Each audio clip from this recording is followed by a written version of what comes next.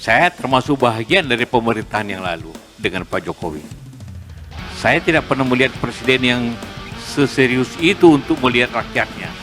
Tiap hari ini di sini, tadi ada di Balikpapan, besok dia akan ke Sumatera. Jadi kalau artian bagaimana menyapa rakyat secara langsung, yang paling serius ini beliau. Yang dianggap partai Islam seperti PKS, atau PKB atau PAN, partai nasionalis seperti PDIP, Golkar dan sebagainya. Tapi kalau dalam pelaksanaannya, kadang-kadang Golkar lebih duluan merayakan Maulid daripada PKS. Siapapun pemimpin yang akan terpilih pada tahun 2024, maka mereka akan mewarisi beban hutang yang begitu besar. Pemerintah banyak utang itu akibat daripada COVID yang tidak bisa dihindari. Jadi ada, dan itu terjadi di mana negara apapun di dunia ini.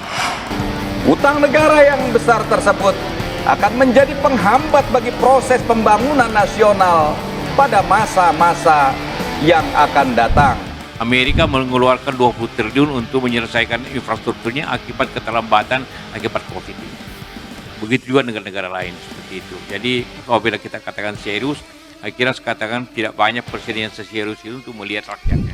Jadi memang sejak awal PKS ini memandang bahwa pemindahan ibu kota ini belum urgen di saat ini.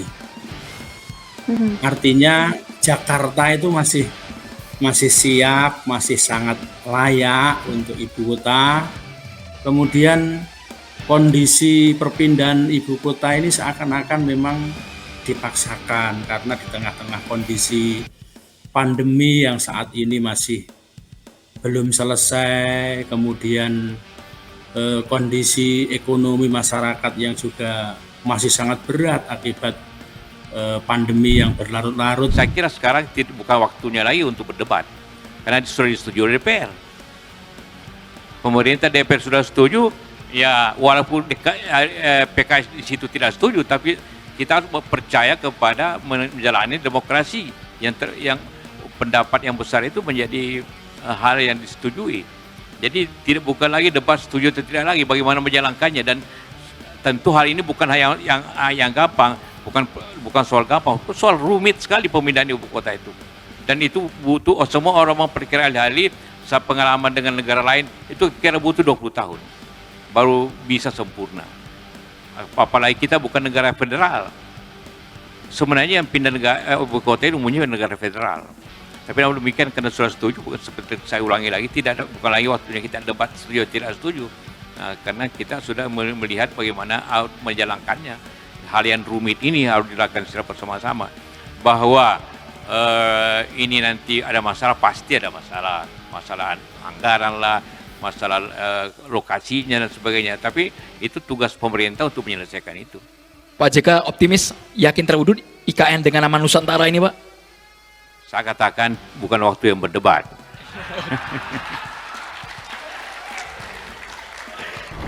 Saya termasuk bahagian dari pemerintahan yang lalu dengan Pak Jokowi. Saya tidak pernah melihat presiden yang seserius itu untuk melihat rakyatnya.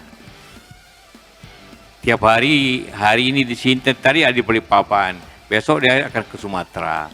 Jadi kalau artian bagaimana menyapa rakyat secara langsung, yang paling serius ini beliau. Bahwa pembangunan itu tentu dijalankan juga sesuai dengan keadaan.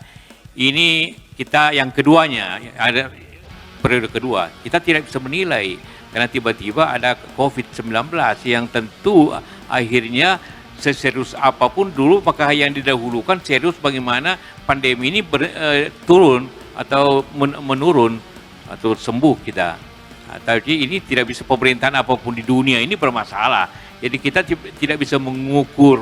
Tapi kalau diukur dari perbandingan antara Singapura, Malaysia, besarnya orang kena COVID dibanding dengan jumlah penduduk, Indonesia paling kecil. Paling kecil.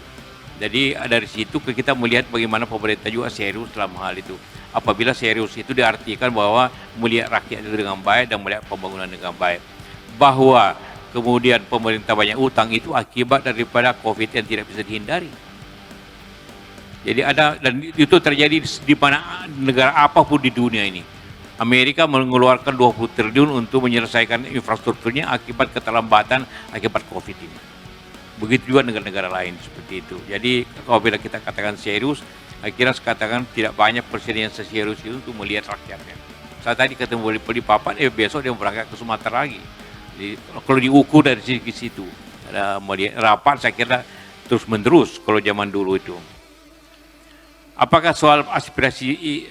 Bagaimana tanggapan Pak JK tentang koalisi calon presiden dan wakil presiden pada tahun 2024 antara nasionalis dan religius? Kira-kira menurut Pak JK, apakah Golkar itu mau menjadi presiden Republik Indonesia atau hanya jadi pengikut seperti sekarang ini? Kalau mau jadi presiden Republik Indonesia, peluang berkoalisinya seperti apa? Itu.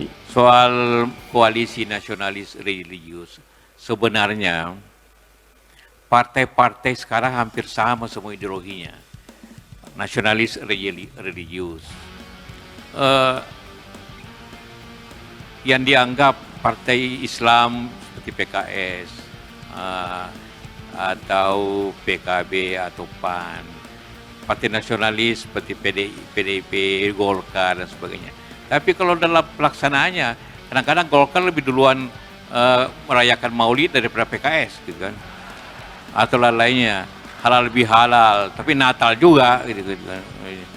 Itu semua orang menuju nasionalis. Tapi kalau orang dikatakan PKS itu partai agama, diprotes juga, dan nasionalis juga. Ya sebenarnya sudah hampir sama semua sudah partai-partai tujuannya. Semua bukan mengaku, artinya menjalankan nasionalis religius. Karena itu ya mereka siap berkoalisi. Berkoalisi itu politis jadinya.